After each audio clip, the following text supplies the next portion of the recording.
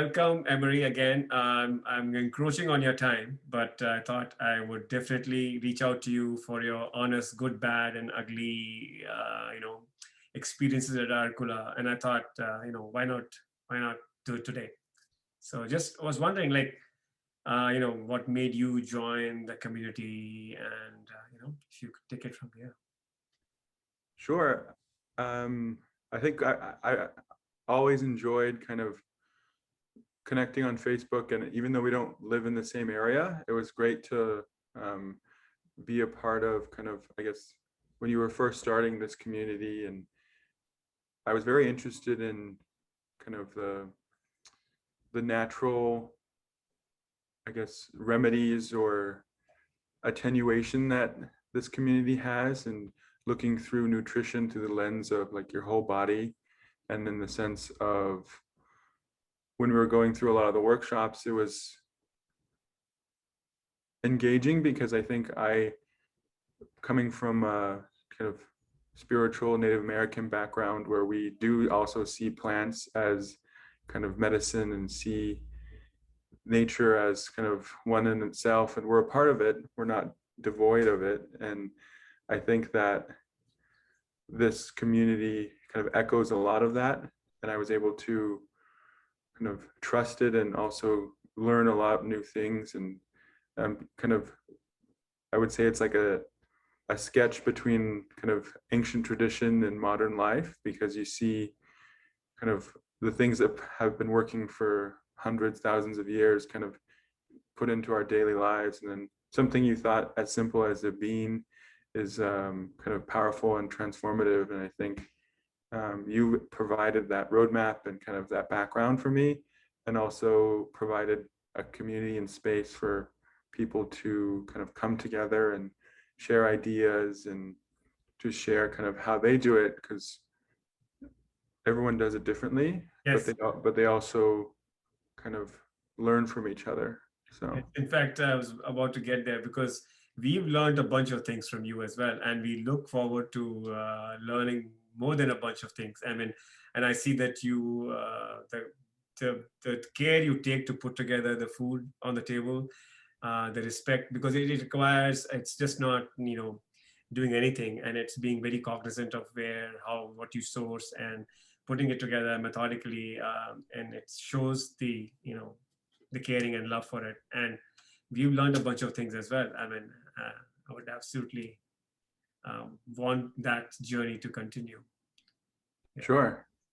And so, like, were there things that made you felt like tweaking or exploring more as you are engaging with the us at large, I guess? Yeah, I know one of the most, I guess, salient, or one of the best kind of webinars that we had was, I think for me, was on the sprouting of like beans and microgreens, because I always like the taste of like sprouts or microgreens, and kind of never really thought about doing it myself. Hmm. And then kind of going through that workshop, seeing what you did, and I forget the other gentleman's name, but the other person who also kind of showed us he did his wheatgrass. And I believe also, like, I just kind of messaged you back and forth saying like, oh, I saw this on Amazon. I think it was like a stainless steel, like, uh, sprouter, if you want Yes. to call it. Yeah. So yeah, exactly. So looking through that, and then also I was really touched by the way you talked about sourcing your beans from like reputable sources, and making sure that kind of the grower you buy it from is treating the land with respect as well. Because yeah, you could buy like run-of-the-mill beans, but they may not come from a farm or an area where like you're used to having kind of that top tier. And like back at home in Arizona, we grow beans and we grow corn. So, and we, again, similarly, like, try not to kind of be too intensive on it, and try to connect. And for me, it was a wake up call to that I can have kind of that taste of home here in DC. So I would have gone to like multiple farmers markets and made sure I like kind of went through different like sources of microgreens, and I found one that I really like, and kind of scrutinize their process as well. But also, when I do have time, I sprout my own here. So, kind of as a direct relation to kind of the webinar you had. So, Yeah, I mean, and that's so interesting because we've been recently also working closely with some community cooperatives. They in New Jersey and elsewhere. So because they are again, all God-fearing, honest people who went to good schools and they wanted to give back, and they've been, creating these cooperatives and then, shipping it out to people and making it for us to not have an excuse to not get the right thing. And it behooves us to support them and integrate them and sort of learn how do we step away from the narrow box of just picking up what we see out in front on a supermarket, but take the next step. But that's so and what you're saying is actually takes us to this whole regenerative farming aspect where all everything is tied in, and once you view it from that lens, and then you are a part of the ecosystem. And then so once we see ourselves that way, and that's where actually I am most important. I am folks like you, the youngsters, with brilliant minds and people who are passionate about these things. What I really look for more than anything else is ideas as to how we can grow this and percolate through, because what you're not looking for a prescriptive set of a cuisine or a way of living. It's just trying to be where you are in your natural setting and then bringing it all together, following the common thread. And so actually, I'm just putting you on the spot, like, how would you think would be a good way, and what kind of people would really benefit if we were to try and, reach out to more and more folks? Uh, sure. I mean, that's a difficult question. I think one of the things I noticed kind of in a lot of these sessions were kind of bridging communities and bridging people, because like it's so great that I can join you in a webinar format, and I'm here in DC and you're in New Jersey. Folks are across the country and some even like back in India. So that was great to kind of connect and find a common time. But I think one big thing is trying to find people who like have a understanding or at least an appreciation for uh, working in tandem with nature. And I say that holistically in the sense of somebody who understands like seasonality, who knows that like you can't have strawberries like 12 months out of the year, right? Like you right. can, but those strawberries are probably not going to be the best when like they're grown at a certain area. Yeah, like you could import them from halfway across the world where it's winter here and it's summer there, but the Yes. intensive carbon footprint of that is kind of difficult to put your head around. So I think people who, again, understand that seasonality and understand that we're all connected in the sense of like what we do and like what we build is a direct relationship to us and how we use that.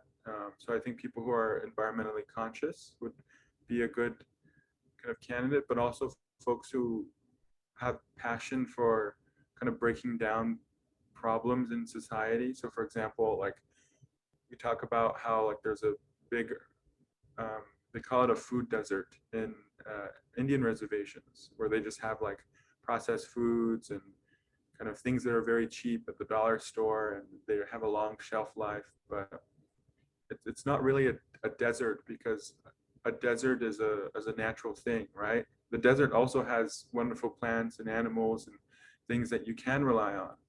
So I think it's more, we have to think of something that's, it's almost like a decision was made to not encourage kind of these folks, these areas to have access to proper vegetables, kind of things that would nourish people. So I think that in this example, like if you wanted to encourage people to eat healthier and to live more holistic and wholesome lives, we want to give them the things necessary, and to break down those barriers of saying, oh, well, there's a food desert in XYZ area. well, how can we empower those people? And I think that people who have a knack for kind of social justice or understanding kind of the greater problems would benefit, because just small steps can take something like I talked about earlier, like a bean, like a dry bean. If you sprouted that bean, the nutritional benefits become a lot better. And if somebody didn't know that, maybe after like being able to transform kind of a very low cost item into something that helps them, could provide benefits kind of beyond the community and into kind of other people's lives, and kind of how they see food as not just consuming, but kind of Participating. exactly, Yeah, exactly. So yeah, yeah. I mean, I think you said it so well, and that rings that sort of a nice segue, because I thought, like, it's not just people who are like me and I and that selfie thing on the media, where it's not about you, but I mean people who are concerned as environmentalists and also thinking about, reaching out, and where they are actually become a part of the moment. And I sort of didn't really think in those, and with that lens, I was thinking more. But that's and also exactly like your strawberry thing, because the same can apply to avocados, right? I mean, yeah, you can feel very good about being great to nature by consuming only avocados, but then you are not caring about the Chilean water table or whatever else has happened. And just because, I mean, you are being able to access it doesn't mean you over consume something which is, you are ignorant about the downstream effects that it is having. And so you may feel very good karmic about it, but in reality the situation is really, really bad. yeah. And I mean, that's like, I think after kind of going through a lot of the sessions, like I've severely reduced my consumption of red meat. Okay. And I'm sure you've seen on kind of my Facebook, but I cook a lot of fish now, and it's not just fish you can buy like at the grocery store in the freezer section. I mean, it's still frozen fish, but it's from Alaska, from small boat fishermen, Yes. from well-managed fisheries, and I do pay a premium for that, but it's because I understand where it's coming from. I know that the quality is there, and also I'm supporting kind of a lifestyle that native people also had. And there's native fishermen that kind of help as well. So there's a community, there's an ecosystem, and they're caring for it. And by me supporting it, I'm I'm reducing kind of the strain on overall populations of fish. So it's Yeah. I think It's your way of giving back as well. Yeah. yeah, yeah. So and that first comes from understanding and kind of the education of like, yeah, like I'm not gonna like write off something, but I'm gonna reduce kind of my consumption of it in a way that makes sense for me, right? Because back home, like red meat's a big, um, I guess, item because it was always there, and like wild game, and so it's like a part of the culture. But like I'll go home and I can't like culturally can't refuse if my aunt makes me something or my mom. So it's like I'm not gonna be that strong about it in that instance, but kind of in my own domain here in DC, like I can kind of reign my kitchen, and it's great. So Yeah, and even as it relates to any kinds of meats, I mean, because we cannot really, have a holier than thou approach, and all of it depends on all that regenerative aspect of how we are approaching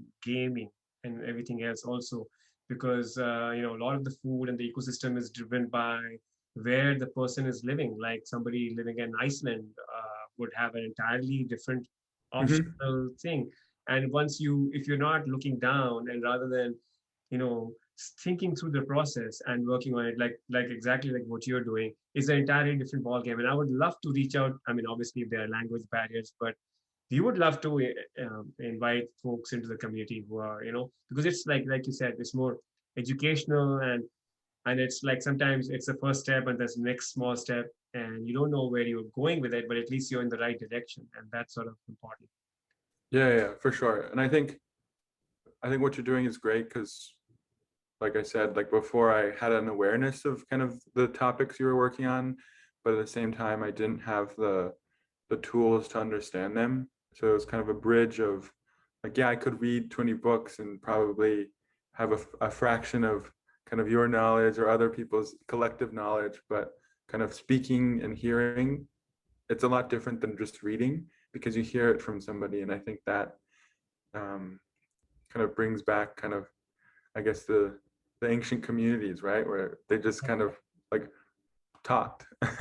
Yeah, and I think that what we should do is that some of the lovely things you put together, we'll start discussing it in our workplace and not critiquing them, but analyzing them as to where we can tweak and what. I mean, so that brings a whole conversation there. It's not trying to look for an exotic way of exotic recipe, but how in our daily lives we introduce things which are good for us, good for the environment, and just uh, Mhm. good for happiness, right? It's like, Yeah, exactly. Living a good life. So yeah, exactly. So it was wonderful to have you, and I will not encroach any more on your time, but we will definitely look for your aggressive participation in, and we love to learn from you and folks, people who are youngsters passionate about these things, they bring a lot to the table. So with that, I would say have a great rest of the day and a long weekend. I don't know where you're headed off to, but we look forward to seeing you.